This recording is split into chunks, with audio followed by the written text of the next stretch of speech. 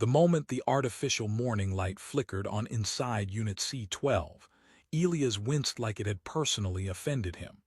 He groaned, slapped the light panel without opening his eyes, and mumbled, "If it's before 700, I swear I'll join the separatists."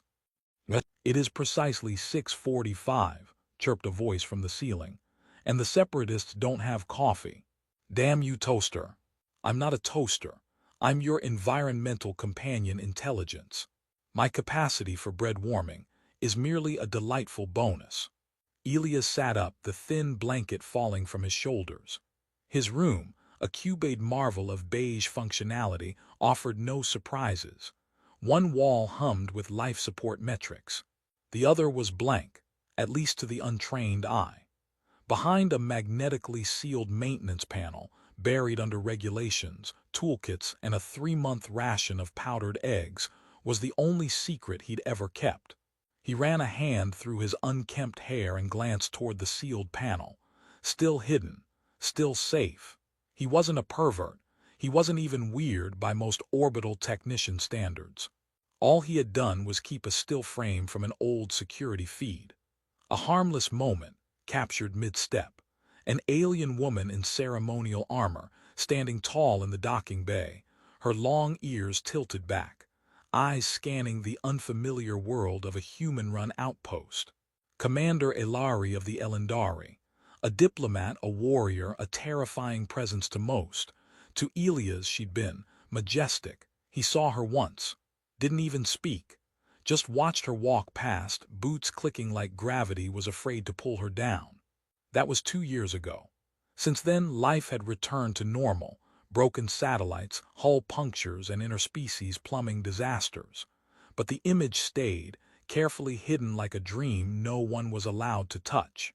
"Toaster," Elias said, yawning, "what's on today's schedule?" "Routine diagnostics, hull inspection, and oh yes, a small diplomatic detachment arriving from Elendari Prime for system realignment talks. Commander Ilari is among them." Elias choked on absolutely nothing. "She's what?" "According to my feeds, she is still terrifying and beautiful. You are not equipped emotionally for this encounter." He sprang out of bed, nearly tripping over his own socks, heart pounding in a rhythm that suggested a need for medical assistance or perhaps just embarrassment. "She's coming here." "She's already here," the AI replied. "Docked 20 minutes ago. Assigned to quarters C-13. Elias stared at the wall. C-13, that was next door. He took 3 steps toward the panel, stopped, 3 steps back, then spun in place like a malfunctioning loading drone. "Okay, I need a plan." "You could delete the image." "Blasphemy. Frame it and confess your love." "Suicide. Hide it better." Elias paused. "Go on." "I recommend magnetic field realignment behind the coolant access vent. Unless, of course, she's telepathic. Then you're doomed anyway." He spent the next 30 minutes sweating, swearing, and relocating the image behind the coolant panel, cursing every screw that refused to turn like it valued his dignity. By the time he finished, his uniform was half on, his hair was a disaster, and his fingers smelled like reactor grease. At precisely 800, the hallway door slid open. Ilari stood there, exactly as he remembered, except not. She wore a different uniform now, a streamlined version of her Elendari armor that shimmered like oil on water. Her hair was pulled back tightly, and her ears, long and elegantly curved, twitched as the hallway's recycled air hissed. She looked at him, not through him, at him. "Technician Elias," she said. His voice betrayed him. He made a sound that could be loosely described as a greeting in a galaxy where sneezing was a form of currency. "I am assigned to this corridor during the upcoming realignment cycle," she continued. "Your cooperation will be noted and appreciated." He nodded or saluted or possibly just spasmed. "Yes, you too, I mean welcome." "To the corridor," Toaster added helpfully over the intercom. "This is going poorly." Ilari's expression didn't shift, but Elias could have sworn her ears moved just a fraction. Amusement, pity, audio recalibration. She stepped inside her room without another word. The door hissed shut. Elias stood there for another full minute before muttering, "That wasn't awful."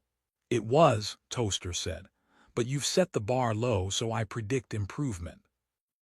Hours passed in a fog of panicked cleaning, random diagnostics, and overthinking every noise from the next room. Elias checked the coolant panel 12 times. He also checked the mirror 12 times, just in case long ears were contagious. It was during a system calibration that he heard it, a knock. His door. His soul left his body and watched from the ceiling. He opened it. Ilari stood there holding a handheld diagnostic device. "Your unit is emitting non-regulation, electromagnetic interference." "Is it?" he said, voice cracking like bad vinyl. She pushed past him, walked to the wall, scanned. "Behind this panel." "No," he yelped, too loud, too fast. She turned slowly. Her eyes narrowed. Her ears twitched. "Is there a reason you are experiencing vocal irregularities?" "Just allergies." "To what?" He looked around. Dust, secrets, shame. She stared at him. Then, with a smooth motion, removed the panel.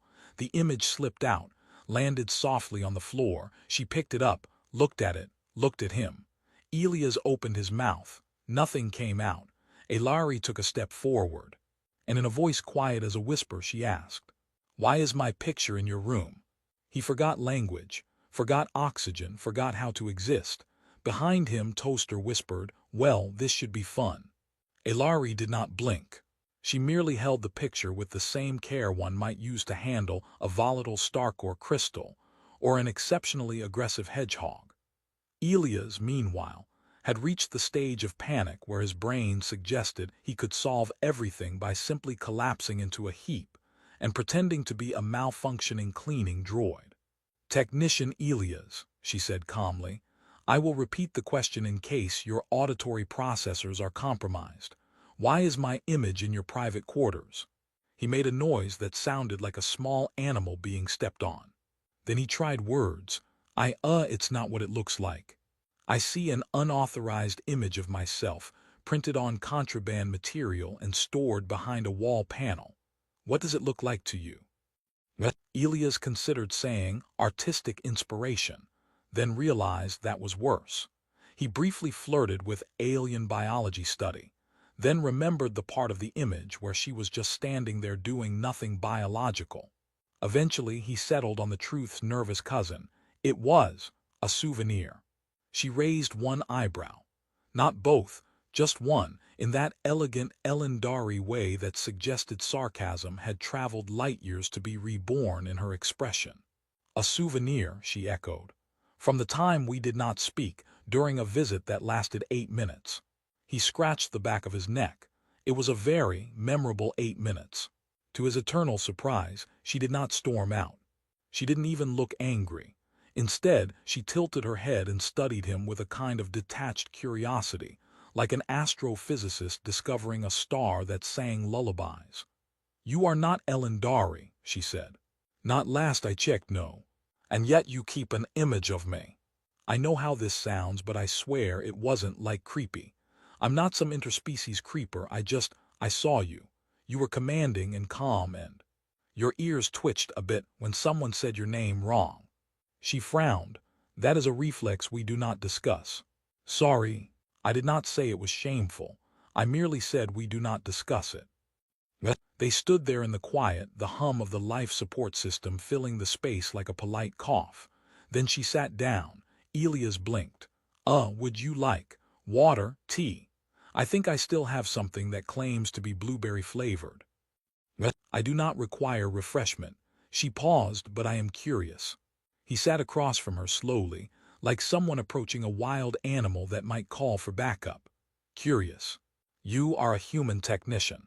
Your personal quarters are average. Your conversational skills are unconventional. Thanks. And yet," she continued, "you keep a secret image of an Elendari commander. I find that statistically fascinating." "Statistically?" "I ran a behavioral analysis on human Elendari interactions aboard this station over the last 3 years. There is a 92.3% chance that such interactions result in mutual indifference. A 6. 1% chance of hostility, and only a 1/6% chance of sentimental attachment. So I'm rare. You are anomalous. She handed him the image. This anomaly intrigues me. Elias stared at her. Wait, you're not mad. I do not experience anger the way humans do. If I did, I would have eliminated you with a sarcasm blade when you offered me a pickle from your homeland last cycle. Hey, Earth cuisine is misunderstood. It is feared. Fair. She stood again, her tall frame unfolding with a grace that made gravity seem optional. Her long ears twitched once, possibly amused. I will remain stationed here for 7 standard days, she said. I suggest we use this time to study the nature of your anomaly. You want to study me. I wish to understand the psychological mechanism that led you to develop such focused admiration based on minimal interaction. You make it sound so romantic. She blinked, was it? More like admiration from afar, respect, and yeah, maybe a small crush. I have read of crushes in human documentation. They involve irrational behaviors, blushing, and occasional poetry. I've only done one of those 3. Guess which? Toaster has a file labeled Haikus of Heartbreak. Elias turned bright red. Betrayer. Technician Elias, she said, eyes almost, but not quite smiling. Perhaps I should assign myself as your anomaly study partner. For science. Oh, definitely. Let's keep this scientific, nothing weird. Nothing weird, she agreed. The door opened and she stepped out. As it closed, Elias slumped against the wall, heart pounding. Congratulations, said Toaster. You have confessed your embarrassing secret and somehow turned it into a joint research proposal. Are you a genius or a danger to yourself? Both, Elias said. Both is good. Over the next few days, science became a strange code word between them. It began with brief check-ins, data logs exchanged, station scans compared. A harmless quiz Elari gave him about Elendari history in which he scored a 3 out of 20. Admirable, considering most humans confuse us with decorative furniture. Sometimes she'd walk into his room, sit on the floor unannounced, and ask questions like, why do humans enjoy sad music? Or, is staring part of courtship or a malfunction? He answered honestly and badly, and often with too many words. In return, she told him about the Elendari poetic duels, where warriors would insult each other with rhyming verses, and the winner got to keep the loser's boots. She once deadpanned an Elendari insult poem about his hair, and he laughed so hard he spilled instant noodles on her diagnostic pad. Somehow, she didn't kill him. Somehow, she started showing up even when she didn't need to. On the 5th day, she entered holding 2 mugs of something blue and steaming. It is called Zalath, she said. It induces clarity of mind and mild hallucinations. Drink slowly. Elias took a sip. It tasted like lightning and mint. Wow, remind me to serve this at my next awkward confession. You are due for another. He smiled. Oh, probably. They sat in silence for a while, her ears twitched once. Slowly, he asked, do Elendari ever feel drawn to someone? For no logical reason. Yes, she said. We call it thread pull. It is rare, often inconvenient and difficult to ignore. He looked at her. Inconvenient. She sipped her Zalath. Yes. Especially when it involves someone who hides your picture behind a coolant panel. Elias chuckled. Right, that guy, bit of a lunatic. An intriguing lunatic, she said. The lights flickered as a solar flare brushed the outpost's outer shields. Toaster muttered something about backup protocols and an impending doom that could be solved after tea. Neither of them moved. Not even when the room went dark. Elari sat completely still as the room dimmed, the lights sputtering once before surrendering to the encroaching silence. Elias, holding his half-finished cup of Zalath, squinted into the gloom like someone waiting for a horror soundtrack to kick in. Toaster's voice echoed faintly, dulled by emergency mode protocols. Minor solar flare impact. Backup power engaged. Please remain calm, or at least don't panic loudly. I'm not panicking, Elias whispered. I'm just preemptively concerned. Elari rose. the movement fluid despite the shadows. Your outpost infrastructure is exceedingly fragile. We prefer to call it character building. Is the character often singed? More than I'd like. They both stepped into the corridor, where red emergency lights bathed the walls in ominous caution. A soft alarm pulsed at even intervals, less a scream of danger and more a polite suggestion of doom. Elias tapped the wall console, which refused to answer. Well, that's informative. Manual access only, Ilari noted. Where is your emergency systems hub? Sublevel 2. Past the gravity misalignment zone, through the corridor with the mildly carnivorous cleaning drone, then a sharp left at the coffee recycler that sometimes explodes. She stared at him. I'm exaggerating, he added quickly. The drone is only barely carnivorous. They moved together through the station, Ilari keeping pace with uncanny grace, barely touching the floor as the failing grav fields pulsed beneath their boots. Occasionally she reached out to stabilize him when a corridor twisted or the floor tilted like a ship caught in tidal lock. Elias tried not to interpret the gesture as anything more than professional safety. He failed completely. At one point, the hallway lights flickered on just long enough to illuminate their shadows. One tall, composed, with long ears twitching in concentration. The other awkward, hair in disarray, still clutching his mug of Zalath. You brought your tea, she observed. I panic better with hydration. They reached the hub door, which of course was locked. Elias sighed. Manual override panels behind this wall. Ilari stepped forward and pressed her palm to a section of the plating. There was a brief surge of light and the panel hissed open. How did you do that? My armor communicates with magnetic fields. It's also a decent bottle opener. The control room beyond was a chaos of sparks, hissing steam, and blinking interfaces designed to be confusing in every known language. Elias darted inside, shedding his teacup with a mournful glance, and began frantically punching buttons that beeped back in passive-aggressive tones. Ilari watched for a moment, then calmly reached over him and rerouted the plasma stream that was threatening to cook the auxiliary conduit. Oh, he said, that's what that was. I was hoping it was a massage function. It would have been your last. They worked together in a clumsy, brilliant rhythm. She corrected his assumptions with quiet efficiency. He pointed out human interface quirks that didn't translate well to Elendari logic. When one terminal demanded a voice password in 6 Earth dialects, Ilari responded in flawless Swahili, French, and Glaswegian-accented English. Elias blinked. You've been studying. I enjoy languages. Human sarcasm is particularly nuanced. Is that why you keep quoting my toaster's insults? Your IQ is so low, your thoughts orbit it like a dying moon. That one was particularly elegant. The last of the power conduits groaned to life. The main core word, lights pulsed back to full brightness, and the station sighed like an old man who just remembered where he left his keys. Elias flopped into the nearest chair.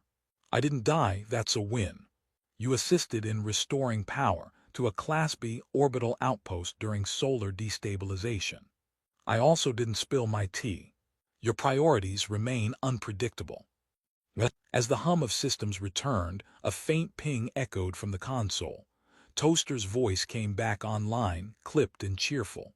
Welcome back, meat units. I have compiled a report on your errors.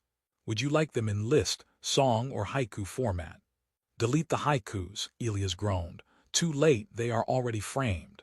Ilari moved toward the doorway but paused. Your instincts were effective. He looked up surprised. Really? For someone with no formal command training, your crisis responses were unorthodox but functional.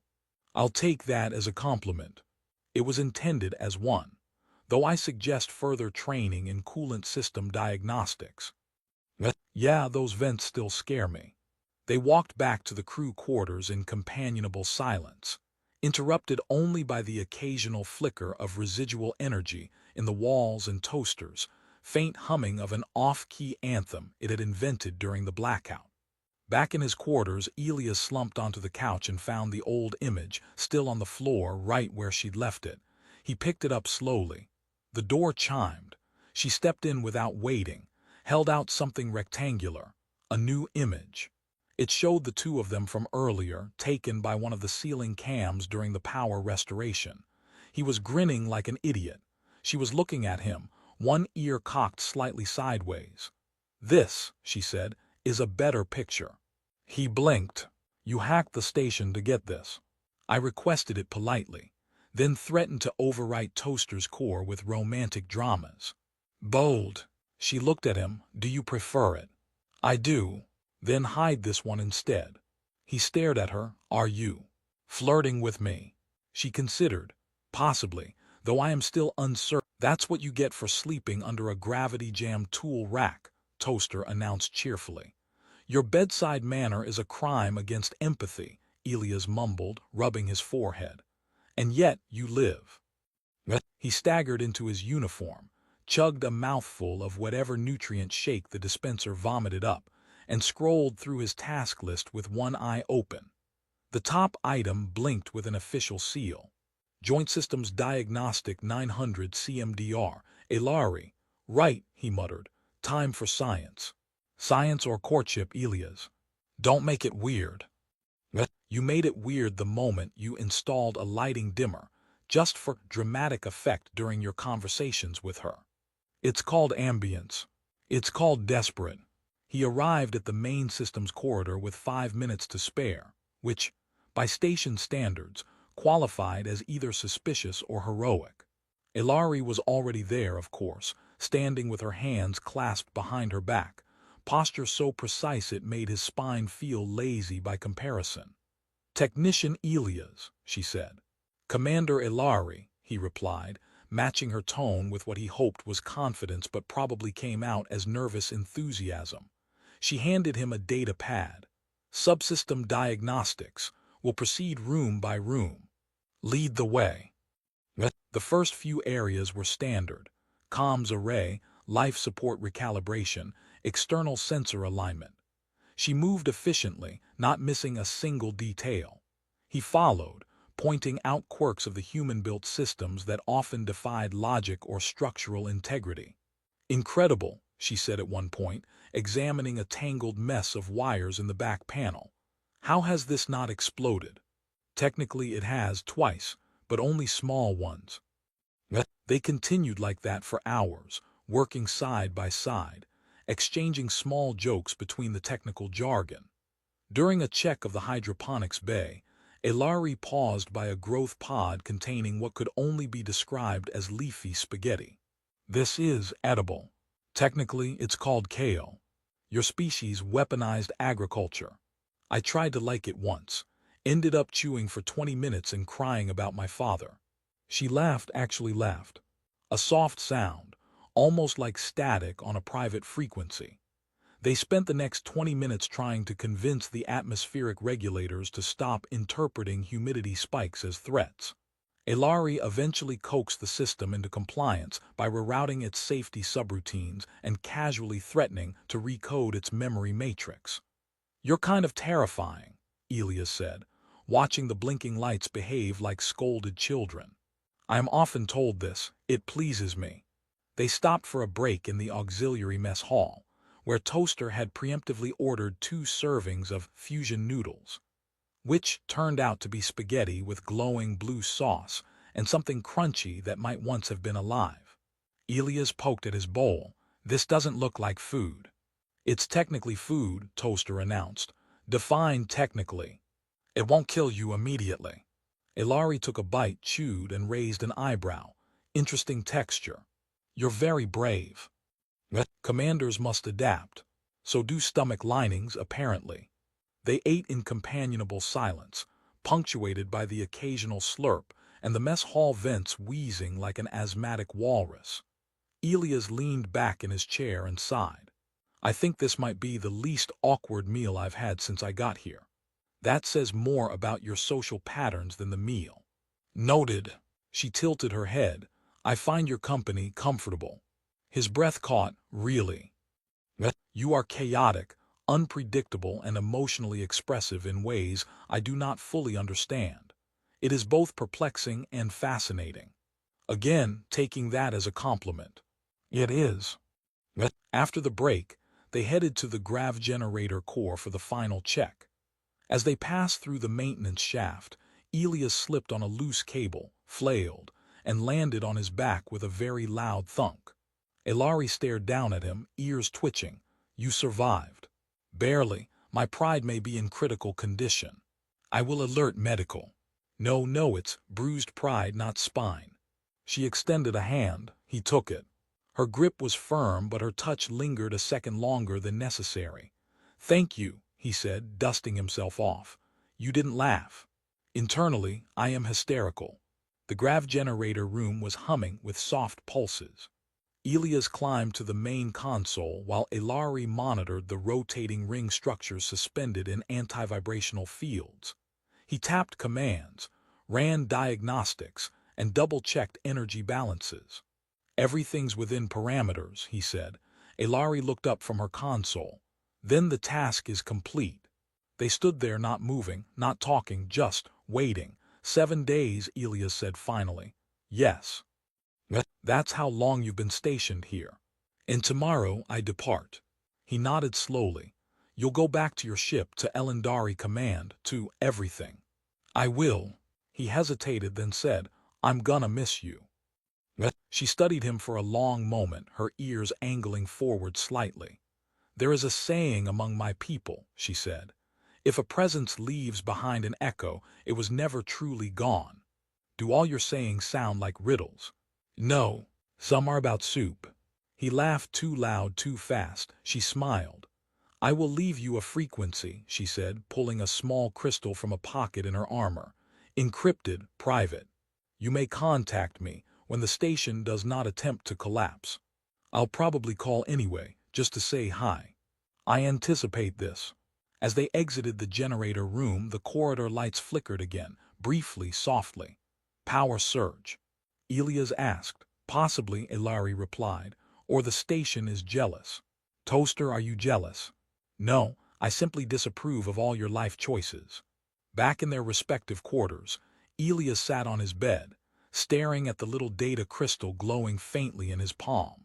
He didn't know what came next, but for once he didn't feel like the outpost was the end of something, just a midpoint, a long pause between stars. Elias woke up to silence. Not the usual hum of coolant pumps or the soft complaints of Toaster threatening to install updates without consent. Just silence. He sat up, blinking. The room felt hollow, lighter, quieter. He checked the time. 7:32. No emergency. No alarms. Just the quiet hum of everything continuing without her. Ilari's departure window had passed an hour ago. He shuffled toward the door like a man in a dream and found a note on the floor, real paper, creased perfectly, smelling faintly of ozone and lavender. Elias, statistically, it is unlikely that you will eat anything nutritious today. Also, I am told it is customary to say goodbye in words, not through awkward coughing. So, goodbye. You are, despite logic, a pleasant anomaly. Ilari, P.S. The toaster is lying. I checked its code. You are not, in fact, 98% emotionally flammable. He stared at the letter for several minutes before whispering, Toaster, you told her I was emotionally flammable. She asked for your threat profile. That's not okay, actually that tracks. The next week passed like fog. He kept fixing things, breaking things, arguing with gravity, and failing to convince the food dispenser to stop producing lime-flavored lasagna. But something had shifted. He stopped hiding the picture. The new one, the one of them. He actually cleaned his quarters like full reset cleaned. Even dusted the ceiling sensor, which had been blinking judgmentally since month 3. He even wrote a message. Several times, never sent one. The crystal she left sat on his desk like an unopened invitation to something absurdly important. On day 9, he finally sent her a message. It was short.